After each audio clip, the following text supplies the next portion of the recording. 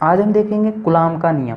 ठीक है, तो कूलाम ने क्या कहा था कि दो अपने पास अगर आवेश है Q1 माना और दूसरा है Q2, ठीक है, तो इनके बीच में फोर्स एक फोर्स लगता है, वो प्रतिकर्षित फोर्स यानी प्रतिकर्षण फोर्स या आकर्षण फोर्स दोनों में से कोई भी हो सकता है। ठीक है, वो डिपेंड कर देगा आवेश दोनों कैसे हैं। ठीक है, फर्स्ट वीडियो में मैंने बताया था अगर दोनों आवेश समान प्रकृति के हैं यानी कि दोनों पॉजिटिव या दोनों नेगेटिव है तो क्या होगा, प्रतिकर्षण। और एक पॉजिटिव एक नेगेटिव यानी कि असमान प्रकृति के हैं तो क्या होगा, आकर्षण।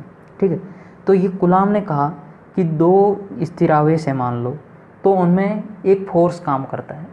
ठीक है, ये बात तो बताई, इसके साथ ये भी बताया कि वो कितना फोर्स लगता है। ठीक है, तो उसके लिए कूलाम ने कहा कि कूलाम नियम के अनुसार दो स्थिर बिंदु आवेशों के मध्य लगने वाला कूलाम बल दो चीज़ों पर डिपेंड करता है। उन आवेशों के गुणनफल के समानुपाती होता है, यानी कि जो दो आवेश है Q1 और Q2 इनके गुणनफल के समानुपाती होता है। तो अपन सीधा जैसा इन्होंने कहा वैसा लिख सकते हैं, F कूलाम इज मतलब समानुपाती Q1 Q2, समीकरण नंबर दे देते हैं 1, यानी कि जो कूलाम बल है इन दोनों के बीच लगने वाला वो इन दोनों आवेशों के गुणनफल के समानुपाती है। ठीक है, फिर दूसरी बात इन्होंने साथ साथ ये भी कही कि इनके मध्य जो आवेश मतलब वो फोर्स लगता है वो दोनों मध्य की दूरी, मतलब मान लिया अपन ने इनके मध्य की दूरी है r, इनके मध्य की दूरी के वर्ग के व्युत्क्रमानुपाती होता है। तो अपन ने जैसा इन्होंने कहा F coulomb is directly proportional 1/r²। ठीक है, इसको F कूलाम समानुपाती 1/r² भी बोल सकते हैं या व्युत्क्रमानुपाती r² भी बोल सकते हैं। ठीक है, तो आवेशों के मध्य की दूरी r के वर्ग के व्युत्क्रमानुपाती होता है। इसको अपन दे देते हैं समीकरण 2। अब दोनों को अपन साथ लिख देते हैं, समीकरण 1 और 2 से F ये इसके समानुपाती है और F इनके भी समानुपाती है, तो F इन दोनों के गुणनफल के समानुपाती होगा। ठीक है, तो F coulomb is directly proportional यानी कि समानुपाती Q1 × Q2/r²। ठीक है, अब समानुपाती स्थिरांक, समानुपाती हटाते हैं चिन्ह, अपने को पता है स्थिरांक यानी कांस्टेंट आता है, तो यहाँ कांस्टेंट है K। ठीक है, ये कांस्टेंट है K, इसकी वैल्यू होती है, नियतांक का मतलब क्या होता है, जिसकी वैल्यू हमेशा फिक्स रहती है। तो सीधी सी बात है इसकी भी वैल्यू फिक्स है, तो इसकी वैल्यू होती है 9 × 10⁹ न्यूटन × मीटर² (कूलाम²). ठीक है, अब देखो कुछ लोगों को ये याद करने में प्रॉब्लम होती है। ठीक है, ये तो याद रख लेते हैं लेकिन ये सही से नहीं बता पाते हैं और एग्ज़ाम में नहीं लिख के आते हैं। मान लो ये पूछते हैं तो कुछ स्टूडेंट ये नहीं लिख के आते हैं या गलत लिख के आते हैं जिससे नंबर नहीं मिलते। ठीक है, तो इसको आपको याद रखने की ज़रूरत नहीं है, आप इसको यहाँ से निकालना याद रखें। कैसे निकालते हैं, तो निकालने के लिए अपन कैसे निकालेंगे इसकी, देखो ये है F कूलाम यानी कि F is equal to K Q1 Q2/r²। अब देखो F की अपने को पता होती है, F की न्यूटन हर किसी को पता होती है, Q यानी कूलाम यानी कि आवेश की कूलाम होती है, ये भी हर किसी को पता होती है, और R यानी दूरी की क्या होती है, मीटर, ये भी हर किसी को पता होती है, लेकिन ये अपन भूल जाते हैं। तो अपने को यहाँ से निकालना है, तो निकालेंगे तो क्या रखेंगे, r² भाग में उधर भेज देते हैं, F × r²। ये Q1 Q2 यानी कि इसकी भी कूलाम है और इसकी भी कूलाम है, तो कूलाम² बोल दो अपॉन कूलाम²। ठीक है, तो क्या आएगा, ये आ जाएगा इज इक्वल टू K। तो अब F की यानी कि इसकी यूनिट क्या होती है, न्यूटन × r² यानी मीटर² बटा कूलाम²। तो ये ऐसे आप यूनिट याद रख सकते हैं। ठीक है, तो आई होप आपको ये बात समझ में आ गई होगी कि इसकी वैल्यू ये होती है और इसकी यूनिट ये होती है। तो कूलाम का ये है कूलाम नियम। अब इसमें के का एक फॉर्मूला भी होता है जहाँ से अपन के निकाल सकते हैं, तो वो अपन देखते हैं। के का फॉर्मूला होता है K इज इक्वल टू 1/4πε0। ठीक है, 1/4πε0। अब ε0 ये निर्वात की विद्युतशीलता इसको बोलते हैं, ठीक है। ये होती है 8.85 into 10⁻⁻12 coulomb square upon Newton पर मीटर स्क्वायर, क्योंकि इसका क्या था, न्यूटन इंटू मीटर स्क्वायर बटा कूलाम स्क्वायर। चलो मैं बता ही देता हूँ कि इसकी के की क्या बता रहा हूँ, एप्सिलॉन नॉट की यूनिट कैसे निकालेंगे अगर आप भूल जाओ, ठीक है। तो के इज इक्वल टू 1/4πε0 ये है। अब मैं इसको उधर भेजता हूँ, इसको इधर लाता हूँ, epsilon 0 is equal to 1/4π into K, ठीक है। अब एप्सिलॉन 0 की निकालनी है और इसकी तो कोई यूनिट होती नहीं है, तो फाइनली क्या आ गया, के 1/k।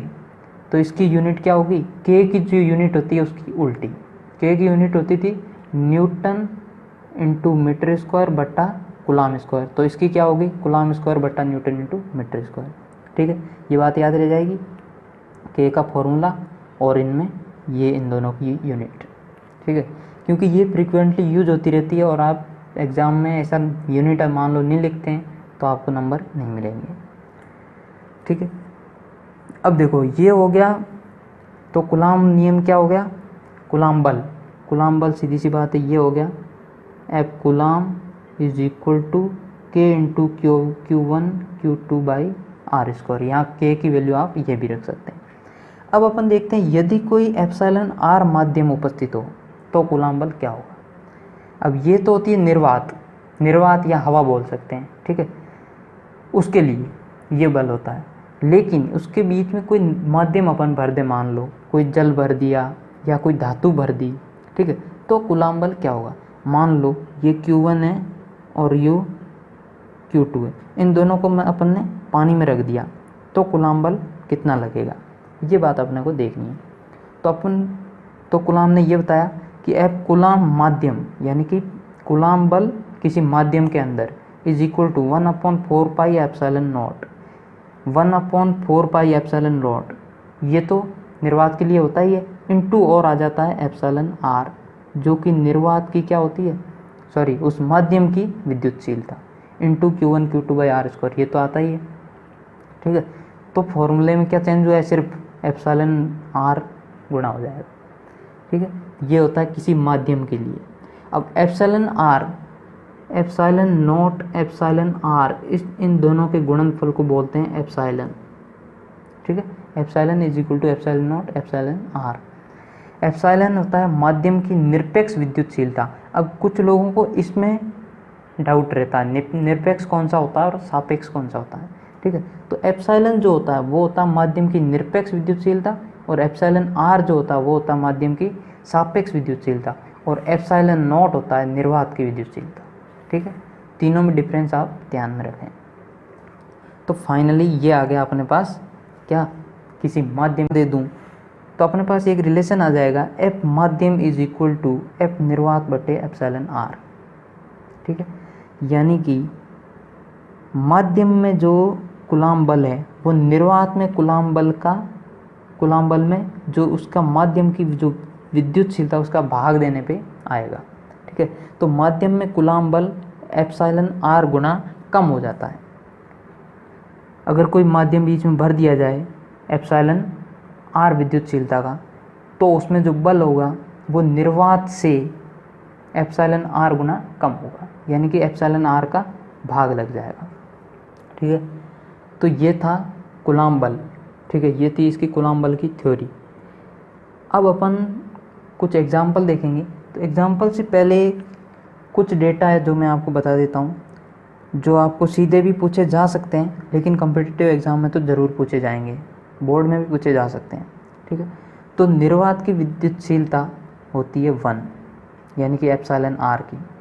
एप्सिलॉन आर क्या होता था, माध्यम की विद्युतशीलता, तो वो निर्वात के लिए होती है या हवा के लिए होती है 1, अभ्रक के लिए होती है 6, ये स्टैंडर्ड है, और पानी के लिए होती है 80, और धातुओं के लिए होती है इनफाइनाइट यानी अनंत। ये मोस्ट इम्पोर्टेंट है, ये भी मोस्ट इम्पोर्टेंट है, ठीक है। धातुओं के लिए होती है अनंत और हवा या निर्वात के लिए होती है 1, ठीक है। धातु में यानी कि सबसे पहले तो बेसिक फॉर्मूले से अपन क्या निकाल लेंगे, निर्वात के लिए तो बेसिक फॉर्मूला होता है कूलाम बल का, उससे अपन क्या निकाल लेंगे निर्वात के लिए। फिर अगर उसको पानी में डुबो दिया जाए तो क्या होगा वो, और धातु में डुबो दिया जाए तो क्या होगा, तो ये अपने को निकालना है। तो एक बात अपने को पता है, एफ निर्वात या एफ हवा क्या होती है 1/4πε0 into Q1 Q2 upon R square या K into Q1 Q2 by R square. ठीक है, तो सीधा भी आप लिख सकते हैं, K की वैल्यू रख दो और इनकी वैल्यू रख दो, लेकिन मैं आपको यहाँ से करके दिखा रहा हूँ। 1/4π का 4π, ε0 की वैल्यू मैंने आपको बताई थी 8.85 into 10⁻12 into Q1 Q2। Q1 Q2 कितना था 1 कूलाम, तो 1 इंटू 1 अपॉन बीच की दूरी कितनी है 1 मीटर, तो 1 मीटर स्क्वायर। ठीक है, तो ये आ गया, माइनस था नीचे, ऊपर जाएगा प्लस 10⁻12 इंटू पाई की वैल्यू रख दी 22/7, तो 22/7 था वो मैंने ऊपर भेज दिया, अपॉन 4 इंटू 22 इंटू 8.85। ठीक है, इसको अपन कैलकुलेट करेंगे तो ये जो आएगा ये आ जाएगा अपने पास एफ निर्वात इज इक्वल टू 9 इंटू 10⁹।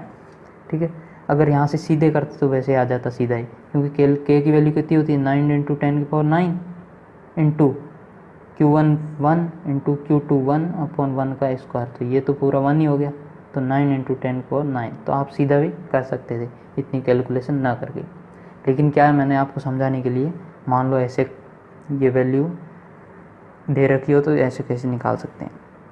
ठीक है, तो ये आ गया कूलाम बल किसमें निर्वात में।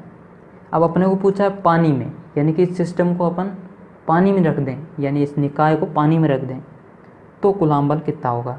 तो अपने को ये रिलेशन पता है, ये मैंने अभी आपको बताया कि F माध्यम कितना होता है F निर्वात बटा एप्सिलॉन R, यानी कि निर्वात में जितना कूलाम बल आया उसमें भाग दे देंगे जिस माध्यम में रखा है उस माध्यम का विद्युतशीलता, यानी कि एप्सिलॉन R।